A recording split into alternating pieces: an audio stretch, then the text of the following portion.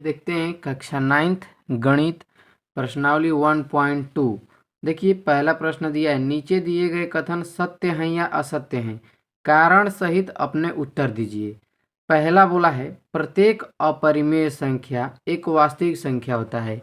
तो अपरिमेय संख्या आप लोग को पता होगा, अपरिमेय संख्या में परिमेय और देखिए अपरिमेय संख्या कौन होता है, जिसको हम रूट के अंदर लिखते हैं, जिसका वर्गमूल हम न निकाल सकते हैं, जिसका वर्गमूल मुख्यतः नहीं निकाला जा सकता है, उसे हम अपरिमेय संख्या कहते हैं।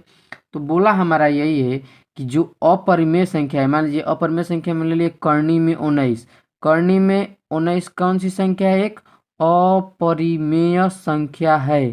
ठीक है, अपरिमेय संख्या है।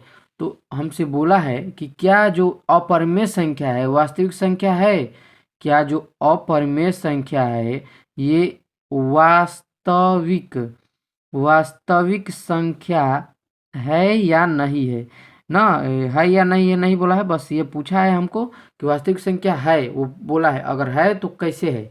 देखिए तो वास्तविक संख्या है, क्यों है, क्योंकि हमें पता है कि जो वास्तविक संख्या होती है उसमें परिमेय और अपरिमेय, इसमें क्या क्या संख्या आती है, कौन कौन सी, परिमेय संख्या भी आती है और अपरिमेय संख्या भी सम्मिलित होती हैं। यानी वास्तविक संख्या में परिमेय अपरिमेय दोनों होती हैं। अर्थात हम कह सकते हैं कि प्रत्येक अपरिमेय संख्या एक वास्तविक संख्या होती है। इसी को कारण बना के लिख देंगे। चलिए देखते हैं इसका दूसरा प्रश्न।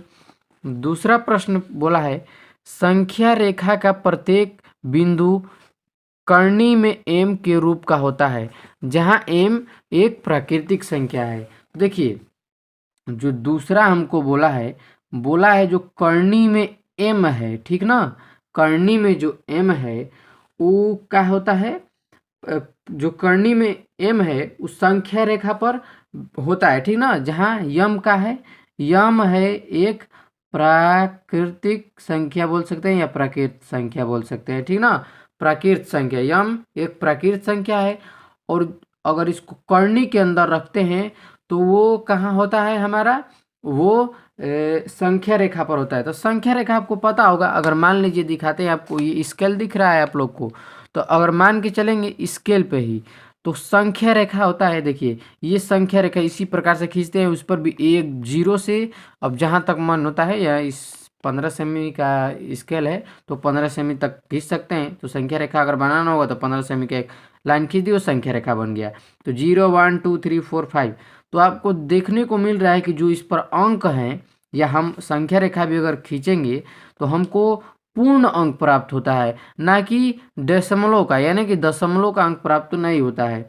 अगर देखिए कहना क्या चाहते हैं हम, कर्णी में दो अगर लिख लेते हैं, ठीक ना, तो कर्णी में दो तो किसी का वर्गमूल नहीं है, अगर इसका निकालेंगे तो निकलेगा, तो इसका 1.41 होता है, ठीक, और आगे भी करेंगे तो 4 हो जाता है, ठीक ना। इसको संख्या रेखा पर दर्शाया जा सकता है तो संभव नहीं है। देखिए दर्शाने को दर्शा सकते हैं, लेकिन संख्या रेखा पर क्या आपको यह अंक दिख रहा है कहीं भी, ये 1.41, देखिए यहाँ पर 1 इससे आगे ही होगा, एक से आगे, दो से पहले, यानी इन दोनों के बीच में, तो कहीं भी जूम कर अगर दिखा रहे हैं, रुकिए आपको थोड़ा सा ऊपर से भी दिखा रहे हैं, ठीक ना।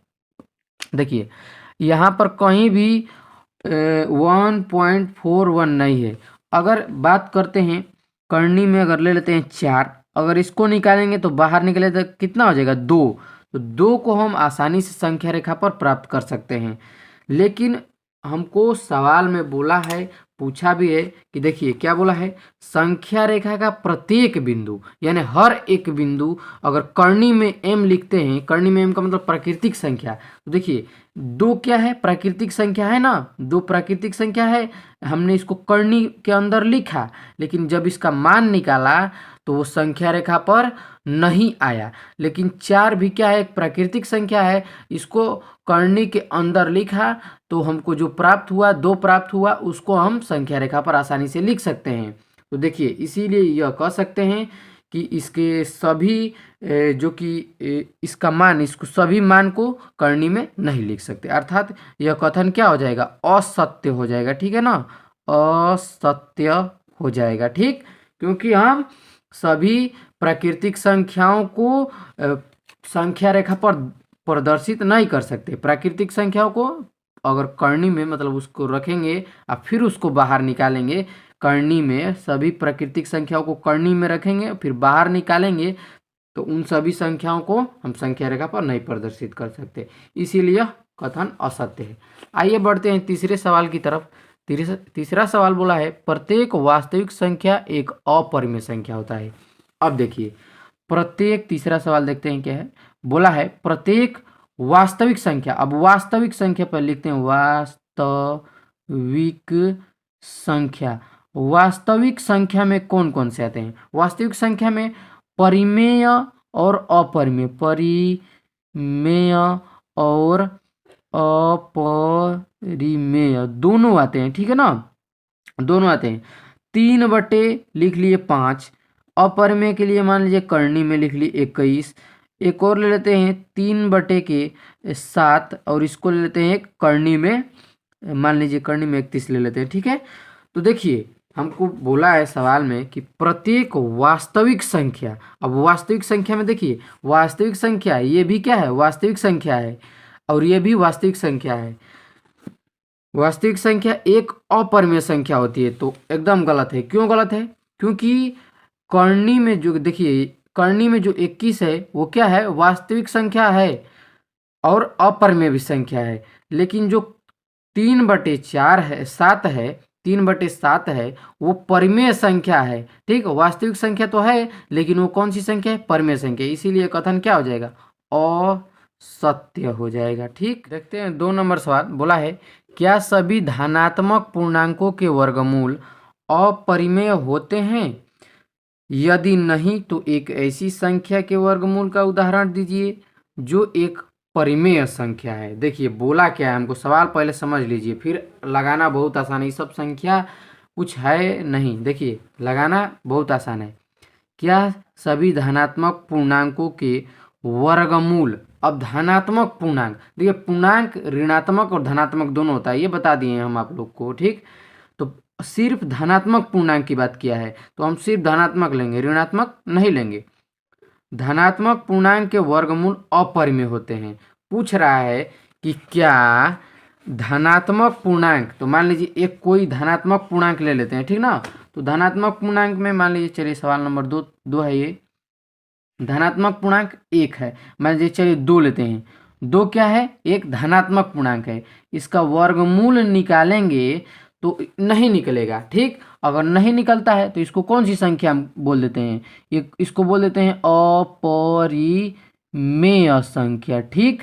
लेकिन क्या बोला है आगे देखिए इसमें कि क्या सभी यानी जितने भी पूर्णांक संख्या हैं, तो पूर्णांक संख्या के देखते हैं कहाँ से शुरू होता है। मान के चलिए धन में 1 से मान के चलते हैं, 0 से होता है, 0 को नहीं लेंगे, लेकिन 1 से लेके चलते हैं। 1 2 3 4 5 इसी प्रकार से कहाँ तक, अनंत तक, ठीक ना, अनंत तक होता है, ठीक।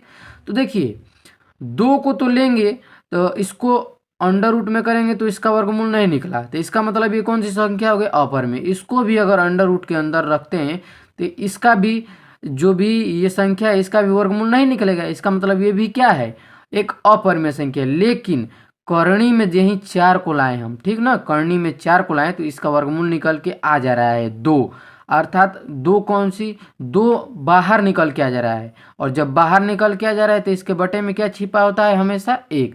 तो ये कौन सी संख्या बन गई, परिमेय संख्या बन गई। अब इसीलिए कथन क्या हो गया, असत्य हो गया। सभी धनात्मक पूर्णांक अपरिमेय संख्या नहीं होते हैं। अगर करनी में 4 या 4 कह सकते हैं, ठीक।